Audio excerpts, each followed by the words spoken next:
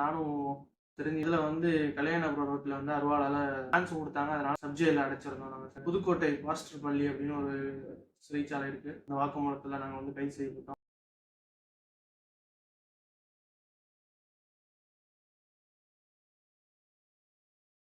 Hello, நான் உங்கள் விக்ரம். இன்னைக்கான பதிவு என்னன்னு பார்த்தீங்கன்னா, நான் சிறைக்கு சென்றது வந்து இதில் பாதி பேருக்கு உங்களுக்கு தெரியும். நான் எதுக்கு சிறைக்கு போனேன் அப்படிங்கிறது வந்து உங்களுக்கு தெரியும். நான் எதுக்கு போனேங்கிறது வந்து எனக்கு மட்டும்தான் தெரியும். எனக்கும் இந்த போன நபர்களுக்கு மட்டும்தான் தெரியும் நான் எதுக்கு போனேன் அப்படிங்கிறது. செய்யாத குற்றத்துக்கு வந்து நான் வந்து தண்டனை அனுபவிச்சினாங்க. அது இங்கே பல பேருக்கு தெரியாது. ஆனால் என் மேலே விமர்சனம் தான் அதிகமாக இருந்துச்சு ஊருக்குள்ளேயும் கூட. அதனால் அந்த பதிவு வந்து இப்போ நான் அதை சொன்னால் கரெக்டாக இருக்கும். நாங்கள் மொத்தம் 5 பேர். 5 பேருமே வந்து விசாரணைக்கு வந்து 3 நாள் லாக்கப்பில் வச்சுருந்தாங்க. 3 நாள் லாக்கப்பில் வந்து எங்களை அடின்னு அடித்து உரிச்சு சொல்லு என்ன பண்ணீங்கன்னு சொல்லு, என்ன பண்ணீங்கன்னு சொல்லுனாங்க. நாங்கள் ஒன்றுமே பண்ணலங்கிறதுனால நாங்கள் ஒன்றுமே அங்கே சொல்லலை.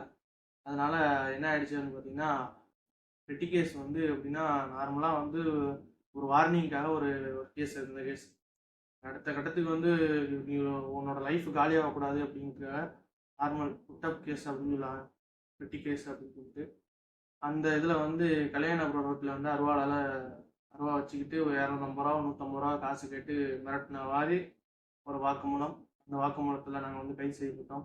சப்ஜெயில் அடைச்சிருந்தோம். நாங்கள் சப்ஜெயில் ஒரு 18 நாள் அந்த மாதிரி தான் இருந்தோம். நாங்கள் 18 நாள் அங்கே இல்லை, ஒரு வாரம் அங்கே இருந்தோம்.